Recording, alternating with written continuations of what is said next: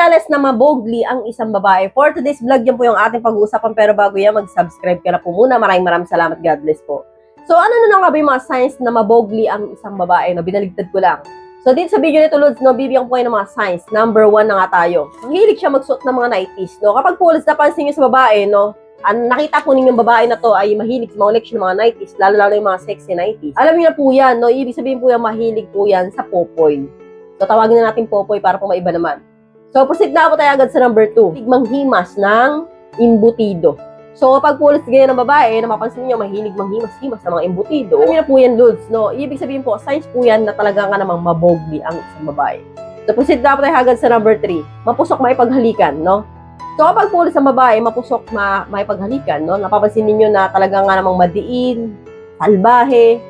So, yan po ay signs na talaga nga namang mabogli ang isang babae. So, proceed na po tayo agad sa number 4. Hilig may pagbarkada sa lalaki o makipag-inuman, no? Pulis yung isang signs na talaga nga namang halatang halata na talaga nga namang ang babae mabogli. So, kapag mahilig po may pagbarkada, makipag-inuman, no, kung anong oras na umuwi sa bahay na, madaling araw na umuwi, nakikitulog sa bahay ng iba. So, yan po ay isang babae hindi matino na palatandaan na talaga nga namang mabogli yan. So, ingat-ingat po kayo sa mga ganitong babae, Lods, no? Huwag niyo po seryosohin yung ganitong klase ng babae. So, kasi po, nakakatakot po makatuluyan yan kahit na maanakan niyo po yan, no? Kung ganyan na po talagang ugali niya, kinagistan niya na puro barkada, may bisyo, ewan ko lang, baka hindi po yung magbago.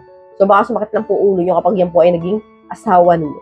So, proceed na tayo agad sa number 5. Lakas umungol, no? Kapag po ulit sa babae, kapag nagpopopoy kayo, no? And then malakas umungol, no? Alam niyo na po yan, no? So, yan po ay nagpapakita na talaga naman ang babae expert at talaga nga naman mahilig at mabogli. So, ganito na lang po tayo mga Lods. I hope you learned something in this video. More videos to come. So, stay connected and see you again to my next video. God bless. Bye-bye!